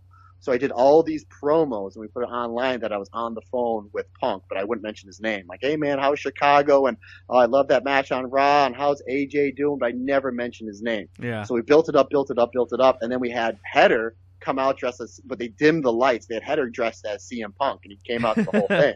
So we did the tag match, and I mean, it was what it was, and we were both heels, which is funny because now we're both babyface. We were both heels. It was what it was. There were some things that like we missed time that was off time, but I remember, people coming up to us like, man, you guys had like natural chemistry together. I'm like, well, yeah, we're really good friends. So I know this is a long way to get to the answer, but I'm gonna go through some cool stories on the way. Absolutely. So of course I wind up losing I wind up losing the feud. I'm like, okay, great. I'm going to take time off, and we'll see. I figured at that point I think I was wrestling at least once a month for the last 10, 11 years. Like I've never given myself any time like to recoup. So I was like, all right, maybe if I take 3 or 4 months off, I'll start missing it. And I think like 5 turned into 6. I'm like, oh, man, I'm really not missing it. Like I'm really not. And then I was, for my 40-hour week job, I work in advertisement. There's this place in Pittston where it's like an office warehouse where you would get your supplies to do the advertising. I remember I walked in there, I got my advertising, and I'm like, oh, let me go to the bathroom. So I go to the bathroom, and I get done. I don't know if you ever noticed, but like when you go to flush the toilet, you kind of bend down a little. Yeah. I went to go flush the toilet, and the next thing I know, I was on the ground, and I couldn't feel my waist to my feet. Mm-hmm. And I was like, oh, I don't know what happened. I just remembered I went to go, I was like, oh my God. So I was just like, all right, and usually I carry my phone with me. I left my phone in my car. I'm like, I have no way to call anybody. So I pulled myself up on the sink, and I was like, God, just please let me get me to my car. So I got up from the sink, and I cracked my back, and I could just feel this crack go all the way from my ass down to my feet. And then I felt fine. I'm like, that was super scary. So like 3 or 4 days went by, and I finally told my wife what happened. She's like, you need to go to a chiropractor. Yeah. So I went to a chiropractor. They took X-rays, and the chiropractor looked at the X-rays, and he goes, "Let me ask you a question. Because here we've been to a car accident." Before I could say anything, he goes, "Let me rephrase that. Have you ever been walking and been hit by a car going 40 miles an hour, and then have the car back up and hit you again? Because that's how bad your back is." And he's like, "What do you do for a living?" So I told him, I said, "Well, I do this wrestling stuff." And he's just like, "Yeah, the wrestling stuff you may have to be done with." He's like, "I'm not 100% sure." He's like, "Let's give it 6 or 7 weeks of we'll do this, this, and this." He's like, let's, and go from there. But you probably have to stop wrestling. And I was like, the fact I can't go out on my own terms, like, just killed me. So I got back to the gym. started doing yoga, started watching my diet, and I think within 5-6 weeks, he's like, I don't know what you did. He's like, but your back you have 2 deteriorated discs in your lower back, but your back's fine.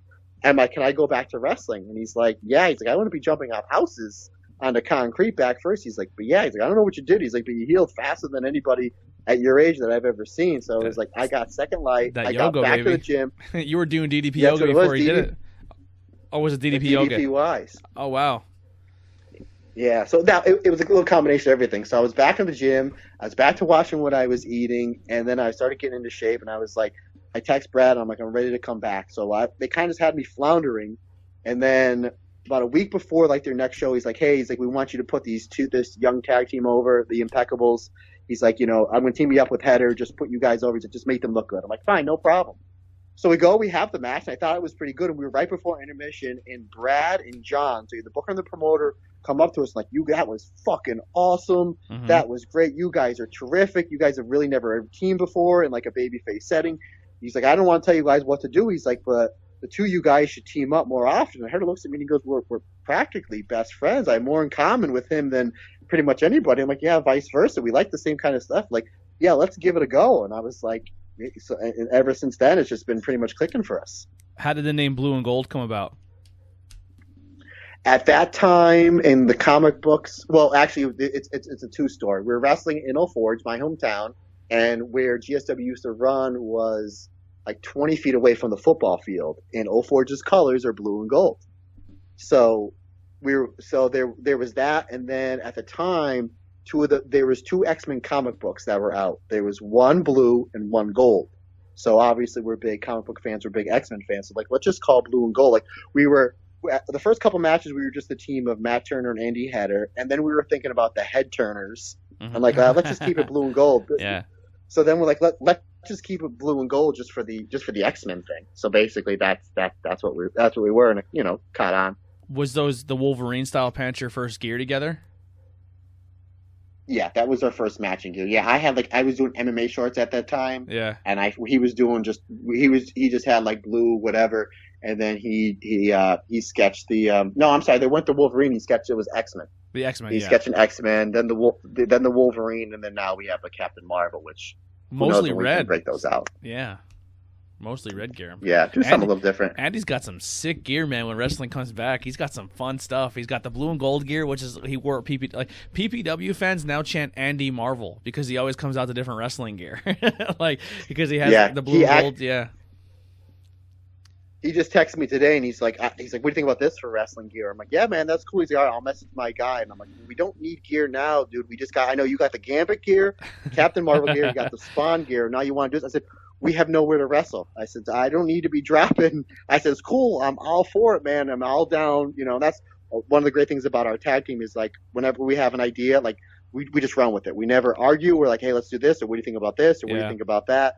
And I'm like, man, I'm all about it, but like we don't need this gear this month, buddy. George. Yeah, yeah. He's. There's another one coming. Yeah, you guys will probably see in the next few months that we have another one coming down the line. Awesome. I'm super excited for. So with the merch page, I know we'll probably get back into some more stories here in a second, but for the merch page, people can go over to Pro Wrestling Tees and type in Team Blue and Gold and get some merch.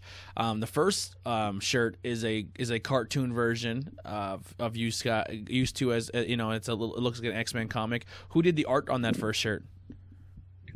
Oh, jeez. I forget the guy's name. Oh, my goodness. Oh. Well, I forget. It was the guy Andy went through, and he's like, what do you think about this guy's page? And he had this awesome Inoki Vader thing where, like, Inoki was, like, 2 inches tall and Vader was, like, the monster. Jeez, it's slipping my mind. I apologize. The guys, he just did some art for AEW, too. So, yeah. When I interview Andy, he'll bring it up. But you definitely know the next guy's name. Now you have your new shirt, which is more of a photorealism of you guys, and it looks like you guys have some competitors running at you, which is some possible Easter eggs in there for wrestling fans. Who did that art? That was our buddy Alex Sanchez. Me and Andy, every year we go to New York Comic Con together. And it's about 3 years ago, we're walking by an artist alley where we spend a majority of our time. And we just saw this guy. Now, I knew his name before because I think he did some inking on Batman and some Star Wars stuff. And he's wearing a New Japan jacket. And I think Andy was wearing a Bullet Club shirt, and I might have been wearing some, Young Bucks or something. We kind of just, you like New Japan? So we start talking about that, and we start, then he's like, I think I heard of your name. So he searches on our social medias, and he's like, oh, you trained at Ring of Honor, and you did some stuff at Chikara, and blah blah blah blah. And then we just became, really good friends from there. Plus, he's a big Star Wars fan, Nice. which me and Andy are as well. So then one day we just asked him. I said, hey, would you do, a T-shirt for us? I said, anything that you want to do. It's like, yeah, absolutely. And he did it for free. I mean, the art that you see on that T-shirt is an easy $200 piece. 100%. And he's like, I do not want a dime from you guys. He's like, just tell me what's going on in wrestling. Yeah, and he like, digitized it and everything. He's fantastic. Yeah, he did it great. And and another cool thing is he did like the black and white one where it's just in inks. Yeah. And then we made that as a picture. You can buy it as an 8x10, so you can do your own color me blue and gold. Yep, that's awesome. Yeah, and you guys can pick that up at prowrestlingtees.com. Just search Team Blue and Gold. Now, you guys are at a point now. Obviously, wrestling is kind of taking a back thing. The last time you guys really got to work was probably the GSW show, right? As a team. I think that was it. I think you're right. I think that was our last match. Yeah, because everything kind of went crazy there. What are some how like since this whole thing went down? You've been super active in keeping yourself, in shape and ready to go. So, huge kudos to you because I'm recording a lot, but I need to start working on my body more. So I got to start doing that. I think I'm going to start my yoga tonight. To be honest with you, I think I'm going to dive in. Good for you. And force myself man. to do it. I'm going to force myself to do it. And really get back in it. But what are some of your future plans? And I know you said you've been doing this a while, and you kind of had that one point in time where you were going to kind of hang it up. Do you have a timeline in your mind, or what are some future plans for Matt Turner? No, never. I won't retire. It's a quote, one of my heroes, C.T. Fletcher. I won't do this. I won't stop doing this until they throw dirt on top of my ass. You're going out like Flair. I won't go until the wheels come off, or basically until somebody stops booking me. I love wrestling, especially teaming with Andy, more than pretty much I ever had. I love performing. I'm so glad that I didn't give it up when I did. I was at a show maybe at the beginning of the year, the end of last year, and I had my daughter with me just for a few minutes. I think my dad was picking her up when we got there early. And the promoter, it was Backbreakers Entertainment. Promoter was Justin Glory, who I've known 15 years. And he looked at me and he goes, is that Lily? I said, yeah. He goes, how old is she? I go, she just turned 15. He goes, does that make you feel old? I said, honestly, I don't. Like, I feel, I've been wrestling, I'll be 38 tomorrow. I've been wrestling since I was 20. So I'll be 18 years in August. I've been wrestling 18 years in August. And honestly, I feel better than I ever have. And I think it's just because positive mindset. I keep my body right. I know how to train my body. I know how much to stretch. I'm not going out there, getting thrown on the power bombed on the ground 50 times in front of 10 people for like $10. Yeah. Like I know, when to space my bumps out. Being a tag team as well, it cuts out half the bumps, not unless something's called for. So no, I don't plan on. I look back on that time when I was thinking about retiring. I was like, I was so glad I didn't. Yeah. But I think I can. I think I can go at this level. Having. You've seen a handful of me and Header stuff. I think I'm having the best matches I've had probably ever. Yeah, and it's funny because when I seen you, I definitely compared your style of wrestling to a Kenny O'Reilly, Daniel Bryan. I think you're very good at being that mixed martial arts fan, as well as you have an old school wrestling mentality that's kind of your style, and I dig it a lot. I think it's really good. Like your punches look legit, your elbows look good. You have really good chops. That poor guy who took a couple chops from you that one match, it's like, damn, Matt can chop. I'm a huge fan of your style, man, and I think it suits your thing, and I think it's a better style to keep you going longer. You're not really doing like crazy flips and dives, and you can, but you're kind of you know where to place it, which is good. Yeah.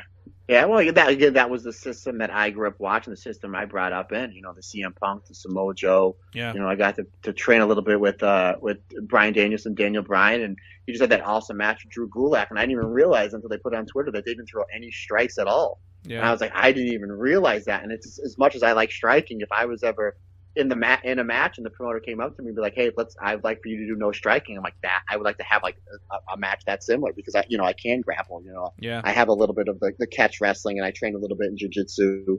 as well. So it's just like I try to blend in a little bit of everything.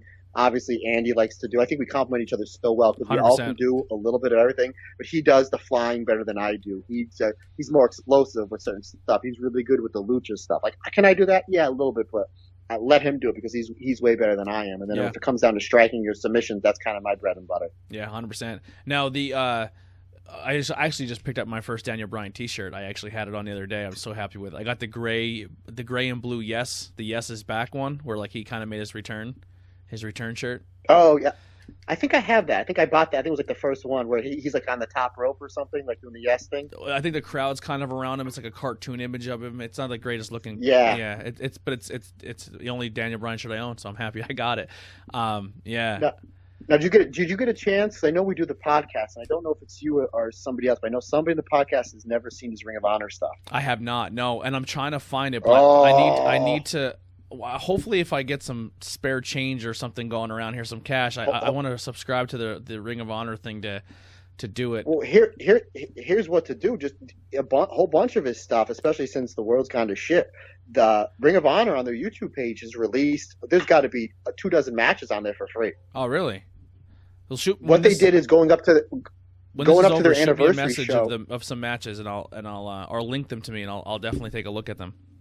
Yeah, they actually did what they were doing before. Now, their anniversary show got canceled last minute, but what they were doing is 10 days before their anniversary show, they were doing 3 matches from like back-to-back matches of ROH Legends. So day 1 was CM Punk, day 2 was Samoa Joe, day 3 was Kevin Steen, Kevin Owens, day 4 was Tyler Black, Seth Rollins, like day 5 was like Daniel Bryan, Bryan Danielson. It was just there's a ton of I'll shoot you a whole bunch of stuff on nice. It. Yeah, I mean, again, I'm going to be biased to Ring of Honor, especially during that time period, because that's when I was there.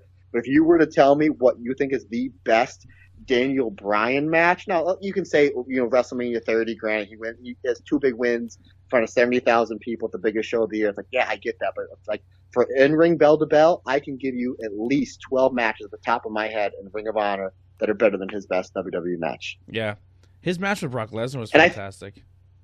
Yeah, and I think, don't get me wrong, I think his WWE stuff is great. I think it's fantastic, but I just think his stuff in Ring of Honor, it's legendary. He's the best Ring of Honor wrestler of all time. He's the best Ring of Honor champion of all time. And, like, you can literally put that run and put it up there with, I think maybe the only run as far as in-ring goes over the last 15 years is probably Okada's 2017 run. Wow. I know that Adam, we were going to talk about in the show this week. Well, it won't be this week because this will air next week, but we already have talked about it on the show. But where Adam Cole said he's the longest PWG champion. He's the only 3-time Ring of Honor champion. He's the longest NXT champion. He goes, who's on my level right now? I was like, that's a debate. He's got a point. Again, everything's up for debate. Like, who's your all-time favorite wrestler? If you only had to pick one. Shawn Michaels. Okay, I completely understand that. Mine is Ricky the Dragon Steamboat, based for the fact of you've always heard people say Shawn Michaels has never had a bad match. I will say this about Ricky Steamboat: Ricky Steamboat's never had a good match. What I mean by that, every match he's had has been very good to match of the year. Yeah, and you never hear you probably hear a lot of these shoot interviews with a lot of these old time wrestlers. A lot of these guys are salty, but when they bring up Ricky Steamboat, you never hear anybody say anything bad about Ricky Steamboat. 100%. Yeah, I definitely have a style of wrestler I'm into. I like Flair. I like Shawn. I'm a Ziggler guy. I like AJ. I was a Billy Gunn fan. I got to see him in person. Holy crap! Wow, tall dude. He is huge. That's one of the things I'm kind of getting fortunate with the podcast, where I never thought in a million years I'd be getting invited to like local wrestling shows and kind of be allowed to be backstage and help out and get interviews and help them like promote and talk to people, which is I'm super, super, super thankful for. It's so much fun. But PPW, I got to be backstage and got to like see and meet like the Headbangers and Billy Gunn and the Brooklyn Brawler, and it was just like, holy crap, this is crazy. Like, I don't have the guts to go and talk to them because I'm just a weird podcast guy, so I don't really bother nobody. But like to kind of be in their presence is kind of wild. But you never know. And again, you hear horror stories from some of these guys you're on the indies with, because a lot of these you get these guys that were big in the 80s, 90s, 2000s that either they're doing shows or doing autograph things. Some of the guys you hear that are dicks. I'm like, oh man, I was a big fan of so and so, and then I finally got to meet them. and he was a complete ass to me, and it kind of ruined that mystique for me. But the one guy I've heard constant that was an absolute class act was Roddy Piper. I've heard that from at least a dozen of my contemporaries of how great a guy he was, and he would never cut an autograph line off it. They're like, okay, Roddy, you have 90 minutes to sign. He's like, no, I'm not going until everybody gets their moment with me. Yeah. You know who was that for me? Enzo. We went to PPW to see Enzo, and everyone was like, oh, I can't stand Enzo. And I was the one, I mean, I defended him without knowing him, kind of saying that I think a lot, maybe some of the stuff is true, but I think a lot of it was just hate towards the guy, and I don't know what was true and what wasn't. And when he was at PPW, he had a bigger line than Devon, he had a bigger line than Rhino, he had a bigger line than every single guy who was like, that has done some amazing things in wrestling. And he held the whole lineup because he made sure every single person got a chance to talk to him and meet him, and he was really, really, really, really nice to every single person in that line, and he was just a really cool dude. Like, I was really, and then he came out and said, like, wrestling is fun and wrestling fans are the greatest, and his friends, like, that's when Cass just was put in the hospital and stuff, and he was like asking fans to write him a letter and stuff, and I was like, wow. Even Andy, like, who was not an Enzo fan, after that show was like, it was a really good promo, and he was a good dude that night. Like, he kind of won Header over a little bit. Yeah, he texted me. I knew the only time I've ever worked for PPW, I was in a 6-man tag match, and the other guy on the side was James Ellsworth. Now, I've known Jimmy because we used to do the indies in Baltimore and Maryland. Baltimore is in Maryland, Delaware and Maryland. So it's just like, I haven't seen or talked to him in like 7-8 years. And he had his run WWE. Say what you want to. The guy got over, got fired. Then they brought him back, got over again, let him go again. So it was like, I'm going to be the opposite side with this guy. I'm like, I wonder if he's going to be cocky, if he's going to be an asshole, or so it's just like, sometimes you have that, like, oh, sometimes do I put this guy in his place? Is he going to not sell for me? Is he going to be stiff? Like, so it's like, as soon as I walked in the locker room, he's like, holy shit, Matt Turner. He's like, I heard you're in my match. Gave me a big hug, and he's just like, I got to take a picture and send this to Mike. Now, Mike was the guy that promoted us for the shows that we were doing, in the loop in Delaware and Maryland. So it was like, here's a guy I wasn't sure how he was going to be because, like I said, I haven't seen him in 6-7 years. Yeah. Did he got over? He worked with Cena. He has wins over AJ. He has 2 wins over AJ. Yeah. So it's just like, you didn't know how he was going to be. And I sat there for an hour and a half at least talking to him. Like, I was so glad to like reconnect with him, and he was so cool, so down to earth. And I just was just like, I don't have enough good things to say about him, and I hope he gets, I hope he finds his way back there. I really do, because it was like, man, there's a guy that stories out there of his incident with maybe a underage girl on the internet. He told me step for step everything that happened, so it's total bullshit, and I defend him 110%. I didn't even ask him; he just brought it up. Yeah, that's good. I don't know how we got into it. He brought it up and he went through everything. I'm like, hey man, I said I believe you. You don't have to, And he's like, no, he's just super, super cool guy. I hope he finds his way back to WWE. I was rooting for him when he was in WWE because he was, and we went to go see him when I was in Wilkes-Barre. I mean, we didn't go see him at Wilkes-Barre, but we were at the Wilkes-Barre show right when SmackDown 500 was happening, and it was like this SmackDown versus Raw Battlegrounds or Survivor Series, whatever it was, and he came out and had a dark match, and his music hit, and everyone popped for him because it was like a local dude wrestling for WWE in Wilkes-Barre, so he got a lot of love. It was a cool moment to kind of say like, hey, this guy was from our area, and he got some love. Well, I'm really glad to hear that some of that stuff is probably bullshit, because that was the only thing that kind of put a black eye on it for me. So if that crashed your head, before running this interview, just like I said, I talked to the guy for a good amount of time, and he brought it up, and I was just like, and I remember somebody brought it up to me because we took a picture, I put it on my social media, and then somebody DM'd me, and he's like, didn't he do this? And I was like, no. I said, it's total bullshit. Obviously, he wasn't charged for it. Yeah. Obviously, there's no black eye on it. But whenever anybody brought it up, I'm like, nope. I'm 110% behind my man Ellsworth over there. God bless him. There was another rumor I heard about him, but it's also wrestling rumors, and it's probably not true. But I know there was a lot of people going around saying that he was trying to, I guess in the back or in the locker rooms, trying to give. He said he was taking pictures of Carmella in the locker room naked. And I was like, first off, I don't think he would be in the locker room with her while she's changing. And if he did, I hope he wasn't that type of person to take pictures. And then when he left was trying to sell them. I was like, I call bullshit on that. If it's true, it's terrible, but I don't see it being real. You know, sometimes wrestling fans are fantastic and sometimes they're shitheads, you know?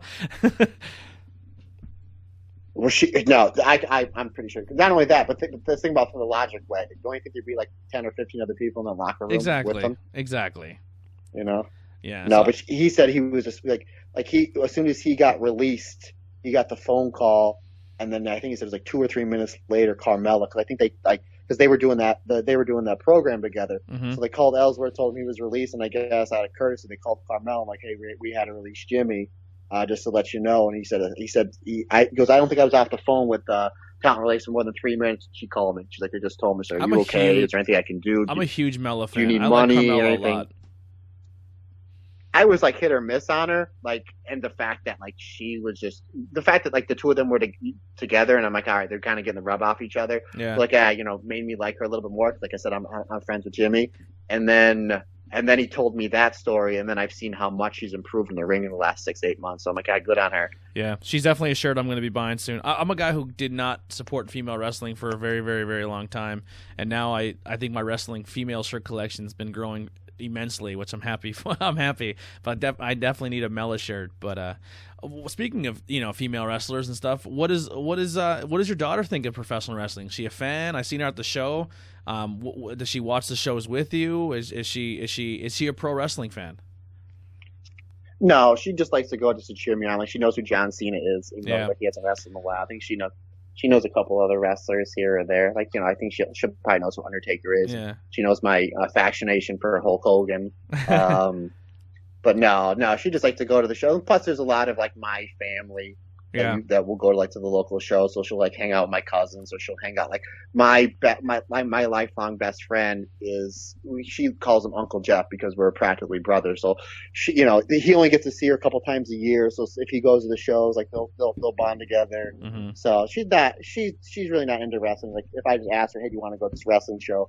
More oftentimes she'll say yes. Yeah, she was actually one of the highlights of the show for me at GSW when you took that pile driver to the outside and the whole crowd kind of gasped, and like just like obviously like it was that moment where she's like, is this serious? Is this something? Like, she didn't know how to buy into it yet. You know what I mean? And I was like, oh, like that, like I don't know. Those moments are like, as a kid watching wrestling again, you're like, oh boy, like I wish I still had that wrestling gave me that spark a little bit. Yeah, well, you never know. Even sometimes if you're watching like some of the really hard hitters, like even like the Shibatas, the Ishiis, and like, oh man, like that looked like that hit hard. Even some of the midnight rock and roll stuff, like I'll go back and watch. I'm like, oh man, like Eaton must have really pissed off Ricky Morton because I think he might have tasered one. And being in the ring, sometimes that happens. Like there's sometimes I'll get stiff with somebody, and somebody will stiff me and they'll put me in hell. Like oh man, hey, sorry about that. I'm like, all right, I got no problem with it, but you're getting a receipt. Like, I got no problem. Chris Candino, I did a whole bunch of shows with him. Rest in peace. But he used to tell me like when it comes to like striking, it's better stiff than to whiff. Like you would rather hit somebody too hard than to completely miss. So it's like I kind of go by that. I always tell people like, hey, as long as you don't break my nose, give me a concussion, or take out any of my teeth, hit me as hard as you possibly can. Just let you know that it's you're going to get it back. Yeah. Have you had any serious injuries wrestling, or any big shots that you took in a match, or where you kind of were a little loopy? How can you tell how many concussions you've had? But I probably want to say I've probably had at least 6 or 7, maybe more. I've had my nose busted open, probably broken a handful of times. Other than that, nothing really broken. Maybe my nose, but like I said, I never, knock on wood, nothing really too bad where I've had it. Like my ankle, there's some times that I'll come down on my foot wrong, and I'll something will happen. My rib. I think I popped my rib once, but that's all stuff that I can you just gut around and work around. Yeah. Well, we're getting close to the end here. Is there any other stories you want to bring up, or anything you want to, in closing, talk about? Well, I know Andy said that he wants me to tell you the Necro Butcher story. Yes. He said, okay, so now we worked, me and my first tag partner coming out of Ring of Honor training, Anthony Franco, we were in the Tag World Grand Prix, and we got Necro Butcher and Madman Pondo in the first round.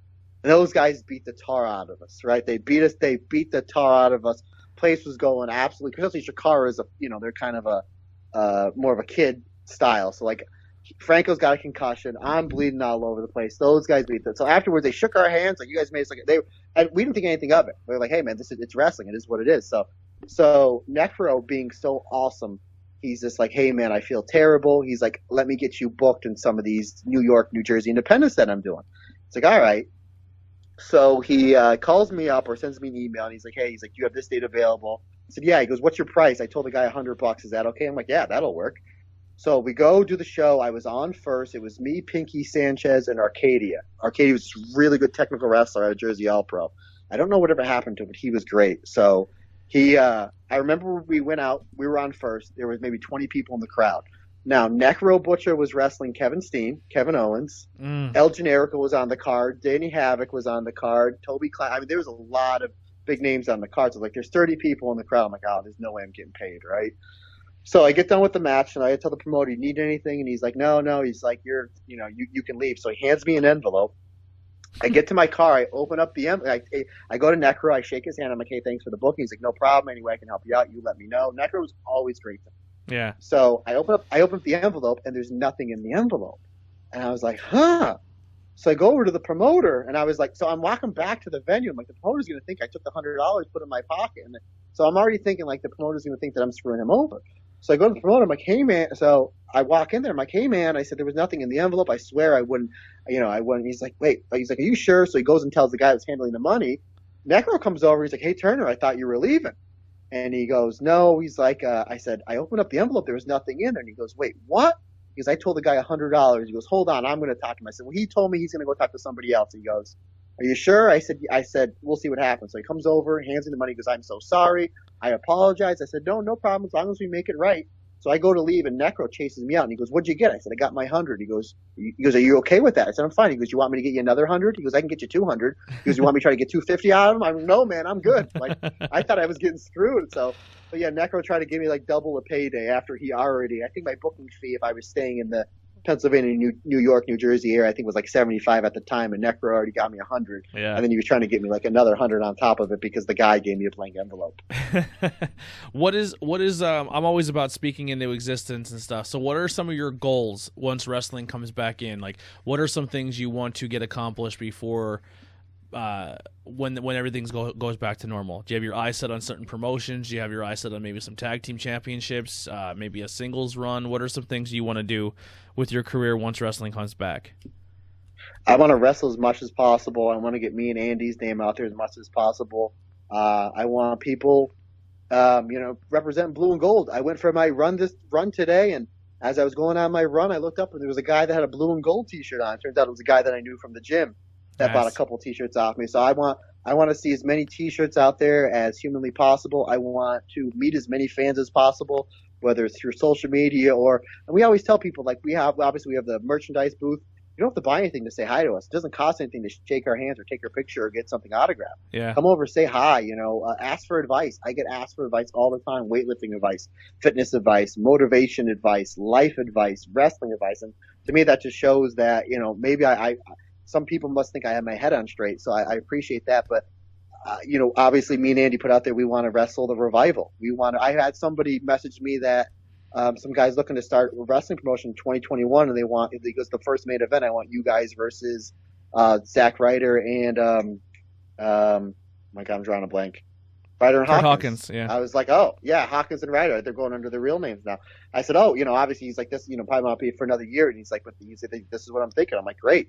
I want to wrestle legends. I want to wrestle Demolition. I want to wrestle Marty Jannetty. I want to wrestle guys coming out of the wrestling school for their first match. I want to wrestle hardcore guys. I want to wrestle Japanese style guys. I want to wrestle lucha guys, British. I want to wrestle. Me and Andy want to wrestle everybody and anybody. And we want to just go out there and entertain, and to make sure that if you pay your $10, $12, $15, that by the time you got done with a blue and gold match, no matter what else is on the card, that people are like, I got my money's worth just on that match. Honor the dollar. That's basically what I want to do, what I want to continue to do. We should work something out where we do a collaboration blue and gold Tornado Tag podcast shirt, like where it says Tornado Tag podcast blue and gold, and like it's all blue and gold font and stuff. That'd be awesome. Yeah, well, hey, absolutely. Whatever you guys want to do. I mean, I know you're creative. You can tell by Andy's. I think I'm somewhat creative, but obviously you can tell by the gear coming out. Andy's ridiculously creative. So Yeah. yeah, absolutely. That'd be fun. That'd be a fun little shirt. And whatever it makes, you guys can have as a team, because we already have like 3 or 4 different designs. But I think it'd be a fun little collab, because pretty much the team is pretty much part of the podcast team, which is super cool. Because I was a fan of calling it the Power Ring, and so I'm happy that even though it's maybe not going right now, it's kind of reinvented with Tornado Tag, which is fun. Yeah, you guys breathe a little life into it. We talked about it. What happened with that was he just kind of just wanted to take a little break. I'm like, hey, I understand. I thought, well, maybe we'll just do it like for the big shows, Yeah. like WrestleMania, and then like the main reason why we started was for the G1.